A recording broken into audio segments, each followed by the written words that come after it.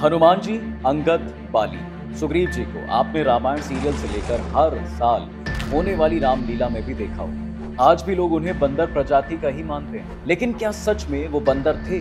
उन सभी में इतनी शक्ति कहां से आई? और तो और ये सभी बंदर होने के बावजूद वेदों और पुराणों के ज्ञाता कैसे बन गए? देखिए, कई मूर्खों का मानना है कि रामायण और महाभारत सिर्फ कहानियां, इनका असलियत से कोई लेना देना है ही नहीं। ऐसे ही रामायण में मौजूद वानरों को लेकर भी लोग इसे मिथ्या ही समझते हैं। लोगों का मानना है कि बंदर नहीं बल्कि होमो सैपियन की प्रजाति के। सबसे पहले तो ये जानते हैं कि वानर का मतलब क्या होता है। असल में वानर शब्द दो शब्दों से मिलकर बना, वन और नर, यानी कि वन में रहने वाले नरों को वानर कहा जाता था। समय गुजरता गया और हम वानर को बंदर कहने लगे। वैसे रामायण में कई जगहों पर हनुमान जी को वानर कहकर संबोधित भी किया गया है। आमतौर पर हम वानर का मतलब बंदर ही समझने लगते हैं, लेकिन इसका सही मतलब है जंगल में रहने वाले। ठीक वैसे ही जैसे पर्वत यानी गिरी में रहने वालों और वहां के खाना खाने वालों को गिरिजन कहा जाता है, उसी तरह जंगल में रहने वालों को वानर कहा जाता है। वानर शब्द से किसी जाति, प्रजाति या उपजाति का पता नहीं चलता। इतना ही नहीं, हनुमान जी के अलावा सुग्रीव, बाली, अंगद जैसे पात्रों की तस्वीरों में भी हमें उनकी पूंछ दिखाई देती है, लेकिन उनकी माता या पत्नियों के कोई पूंछ नहीं होती। नर मादा का ऐसा अंतर संसार में किसी भी वर्ग में देखने को नहीं मिलता। इसलिए ये साफ होता है कि हनुमान जी और सुग्रीव की पूंछ होना सिर्फ एक चित्रकार की कल्पना मात्र भी हो सकती है। और तो और सुंदरकांड में भी एक जगह पर जिक्र मिलता है कि जब हनुमान जी अशोक वाटिका में राक्षसियों के बीच में बैठी हुई देवी सीता को अपना परिचय देने से पहले सोचते हैं, अगर मैं ब्राह्मण, क्षत्रिय, वैश्य की तरह संस्कृत भाषा का इस्तेमाल करूंगा तो माता सीता मुझे रावण समझकर डर जाएंगी।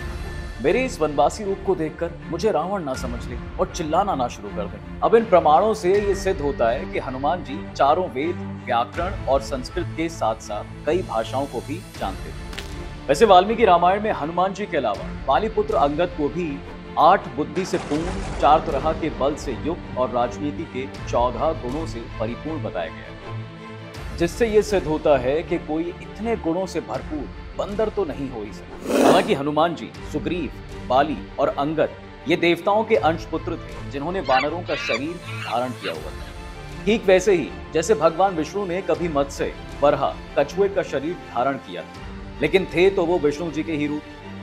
शरीर धारण करने से वो आम कछुए, मछली ये तो नहीं माने जा सकते ना। वैसे इस बात का आधार हमारे शास्त्रों की 3 कथाओं में भी जाना जाता है।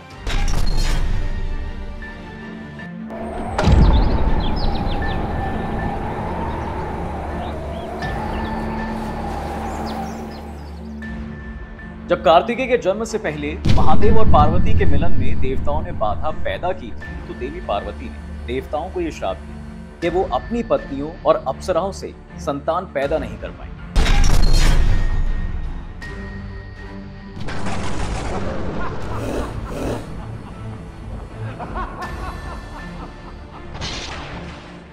जब रावण शिवजी को चुनौती देने के लिए कैलाश पर्वत पर पहुंच गया, तब वहां नंदी ने दशानन का रास्ता रोक लिया। तब रावण ने नंदी के वानर जैसे मुख को देखकर उनका मजाक उड़ाया, जिसके बाद नंदी ने रावण को श्राप दिया कि एक दिन तेरा वध वानरों की मदद से ही हो। वही लंकापति रावण ने ब्रह्मदेव से वरदान मांगा था कि उसे ना तो देवता, न राक्षस, न यक्ष, न गंधर्व या फिर कोई पशु मार सके, लेकिन उससे गलती ये हो गई कि वो इसमें बंदर और इंसान को जोड़ना भूल ही गया। अब एक और कथा की माने तो जब दशरथ पुत्र प्राप्ति के लिए यज्ञ कर रहे थे, तब सभी देवता विष्णु जी के पास रावण के वध का उपाय पूछने के लिए गए। तब उन्होंने कहा कि मैं इंसान का शरीर धारण करके राजा दशरथ के 4 बेटों के रूप में अलग अलग अंशों के साथ अवतार लूंगा। जिसके बाद ही प्रभु राम, लक्ष्मण जी, भरत और शत्रुघ्न भगवान विष्णु के अलग अलग अंशों के अवतार में धरती पर आए। जिसका मतलब ये हुआ कि विष्णु जी ने इंसान का शरीर धारण करके भगवान राम के रूप में अवतार लिया। इस हिसाब से राम जी थे तो इंसान ही, लेकिन वो विष्णु ही थे, लेकिन आम इंसानों से एकदम अलग। अब उनकी पलकें नहीं झपकती थी जैसे देवताओं की नहीं झपकती थी। बहुत सी ऐसी और भी खासियत थी जो उन्हें आम इंसानों से बिल्कुल अलग दिखाती थी और भगवान साबित करती थी। वैसे बता दें कि विष्णु जी के साथ सभी देवताओं ने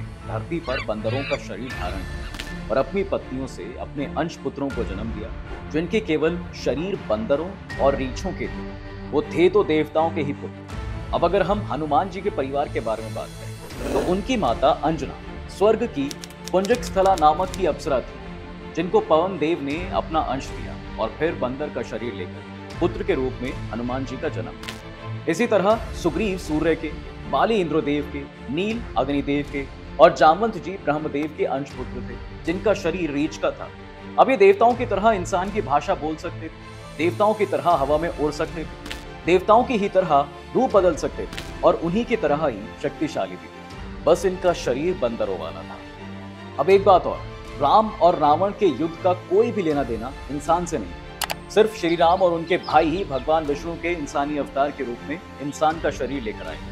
बाकी सभी बंदर और भालू देवताओं के ही बेटे थे। ये युद्ध सभी देवताओं के अंश पुत्रों और राक्षसों के बीच हुआ, लेकिन इंसान सिर्फ इस युद्ध का दर्शक था। जैसे ही श्री राम राज्य की स्थापना हुई, हनुमान जी, जामवंत जी, द्विप और मयंक को छोड़कर सभी भगवान विष्णु के श्री राम रूप के साथ बैकुंठ चले गए। उन्होंने अपने बंदर शरीर को छोड़ दिया और वापस देवताओं के शरीर को धारण कर दिया।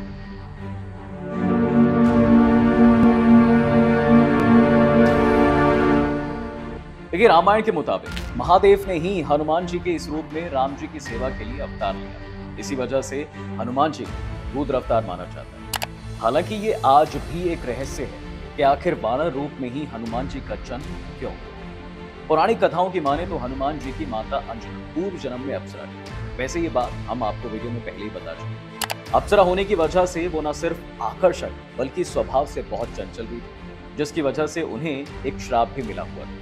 कहते हैं उन्होंने एक ऋषि का बहुत मजाक उड़ाया, जिसके बाद उन्हें यह श्राप मिला कि अगले जन्म में उनको वानर का रूप लेना पड़ेगा।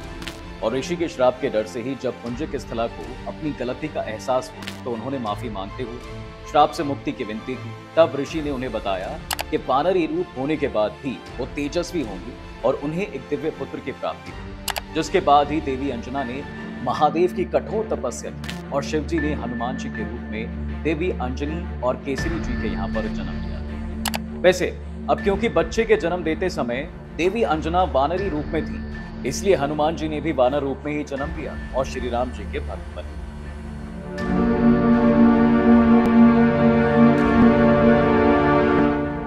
ये बात सतयुग की है, जब ऋषि वेदव्यास ने कुरुवंश के राजा परीक्षित से कहा कि राजा परीक्षित, होनी तो होके रहती है, इसे कोई बदल नहीं सकता। आज मैं तुम्हें उस रहस्य को बताता हूँ जो बहुत कम लोग जानते हैं। एक समय संसार से जल तत्व गायब हो गया, दुनिया में हर जगह त्राही त्राही मच गई और जीवन का अंत होने लगा। तब परमपिता ब्रह्मा जी, भगवान श्री हरि नारायण, ऋषिगण और देवता मिलकर देवों के देव महादेव के पास गए। भगवान के पास पहुंचकर शंकर जी से प्रार्थना की और बोले, नाथों के नाथ आदिनाथ, अब इस समस्या से आप ही निपटें। दुनिया में दोबारा जल तत्व कैसे आएगा? सभी देवों की प्रार्थना सुनकर भोलेनाथ ने 11 रुद्रों को बुलाकर पूछा कि आप में से कोई ऐसा है जो दुनिया को फिर से जल तत्व प्रदान कर सके। 10 रुद्रों ने यह काम करने से ही मना कर दिया, लेकिन 11वां रुद्र, जिसका नाम हर था, उसने कहा कि मेरे करतल में जल तत्व का पूरा निवास है। मैं दुनिया को फिर से जल तत्व प्रदान करूंगा। इसके लिए मुझे अपना शरीर गलाना पड़ेगा और शरीर गलने के बाद इस संसार से मेरा नामो निशान ही मिट जाएगा। तब महादेव ने हर रूपी रुद्र को वरदान दिया और कहा, इस रुद्र रूपी देह के गलने के बाद तुम्हें नया देह और नया नाम मिलेगा। मैं संपूर्ण रूप से तुम्हारे उस नए शरीर में निवास करूंगा जो संसार के कल्याण के लिए होगा। हर नाम के रुद्र ने अपने शरीर को गलाकर दुनिया को जल तत्व प्रदान किया और उसी जल से एक महाबली वानर का जन्म हुआ, जिसे आज हम हनुमान जी के नाम से जानते हैं। ये घटना सतयुग के चौथे चरण में हुई थी। शिव जी ने हनुमान जी को राम नाम का रसायन प्रदान किया। उन्होंने राम नाम का जप शुरू किया। वहीं त्रेता युग में अप्सरा अंजना और वानरराज केसरी के यहाँ पुत्र रूप में जन्म लिया।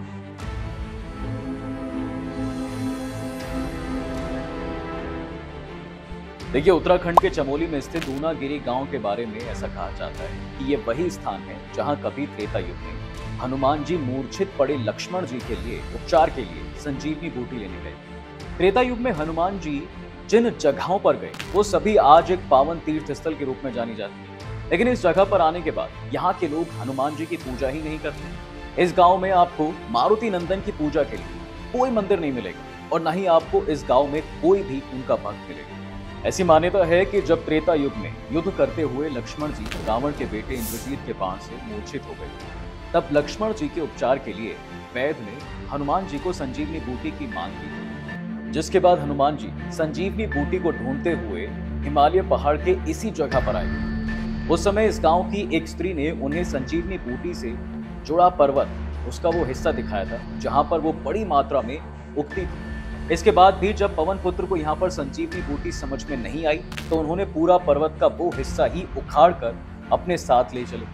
तब से यहाँ के लोग हनुमान जी से ही नाराज हैं और उनकी कभी पूजा ही नहीं करते। यही वजह है कि आज भी इस गांव में हनुमान जी की पूजा को गलत ही समझा जाता है। बाकी अगर आपको वीडियो अच्छी लगी हो तो इसे लाइक और शेयर जरूर कीजिए, चैनल को सब्सक्राइब जरूर कीजिए। जय श्री राम।